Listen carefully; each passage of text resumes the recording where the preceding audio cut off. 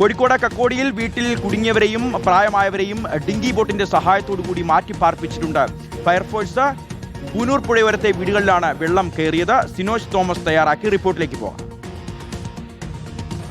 കോഴിക്കോട് പൂനൂർ പുഴയോരത്തെ താഴ്ന്ന പ്രദേശങ്ങളിലൊക്കെ തന്നെ വെള്ളക്കെട്ട് തുടരുകയാണ്. ഇന്നലത്തെ അതേ അവസ്ഥ തന്നെയാണ് ഇന്നുള്ളത്. മഴ കുറവുണ്ട്, പക്ഷേ വെള്ളക്കെട്ട് കുറഞ്ഞിട്ടില്ല. ഞാൻ നിൽക്കുന്നത് കക്കോടി പാലത്തിന് സമീപമാണ്.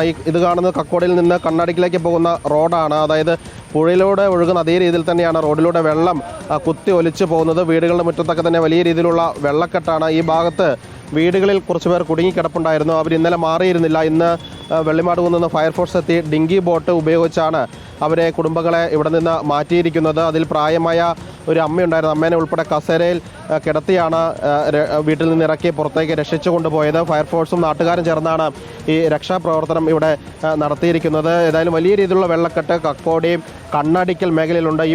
ഈ പ്രദേശത്ത് മാത്രമായി 100-ലധികം വീടുകളിലാണ് വെള്ളം കയറിയിരിക്കുന്നത്. എല്ലാവരും ബന്ധുവീടുകളിലേക്കും ക്യാമ്പുകളിലേക്കൊക്കെ മാറ്റിയിട്ടുണ്ട്. ചെലവൂർ മൂഴിക്കൽ ഭാഗത്തൊക്കെ തന്നെ വലിയ രീതിയിലുള്ള വെള്ളമുണ്ട്. ചേട്ടാ, ഇവിടുന്ന് ആളുകളൊക്കെ തന്നെ മാറിയായിരുന്നോ? എല്ലാവരും മാറിയുണ്ട്. ഇനി കുറച്ച് ആൾക്കാർ മാത്രമേ ഉള്ളൂ. അവരാണ് ഇപ്പം ബോട്ടിൽ മാറ്റിയത്. അതായത് എല്ലാ കൊല്ലം എന്ന് പറഞ്ഞാൽ ഇവിടെ സ്ഥിരം ഉണ്ടാവുന്നതാണ്. ഇപ്പം ആ ഭാഗത്തൊക്കെ വെള്ളം കുറഞ്ഞെന്ന് പറയുന്നുണ്ട്, മറ്റേ കുന്നമംഗലം ഭാഷ. പക്ഷേ ഇവിടെ കൂടിക്കൊണ്ടിരിക്കുകയാണ്. ഇപ്പം ഒരു ലെവലിൽ നിൽക്കുകയാണ്. എന്നാൽ രാത്രിക്ക് ശേഷം ഇപ്പോൾ ഒരു ലെവലിൽ നിൽക്കുകയാണ്. ഏതായാലും മഴ കുറയുന്നുണ്ട്. ഈ വെള്ളം ഒഴുകി, കാരണം ഈ കക്കോടി കണ്ണാടിക്കൽ ഭാഗമെന്ന് പറയുന്നത് ഈ പൂനൂർ പുഴ കോരപ്പുഴയോട് ചേരുന്ന ഭാഗമാണ്.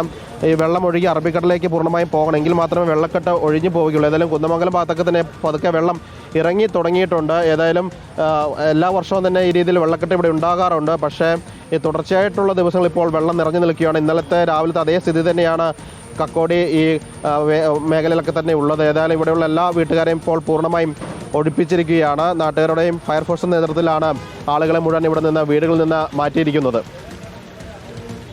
ശരി, സിനോജ് തോമസ് തയ്യാറാക്കിയ റിപ്പോർട്ടാണ് കണ്ടത്. മറ്റെല്ലാ ജില്ലകളിലും ഇത്തരത്തിൽ മഴ മുന്നറിയിപ്പ് തുടരുകയാണ്. മഴ തുടരുന്നുണ്ട്, വെള്ളക്കെട്ട് തുടരുന്നുണ്ട്, പലതരത്തിലുള്ള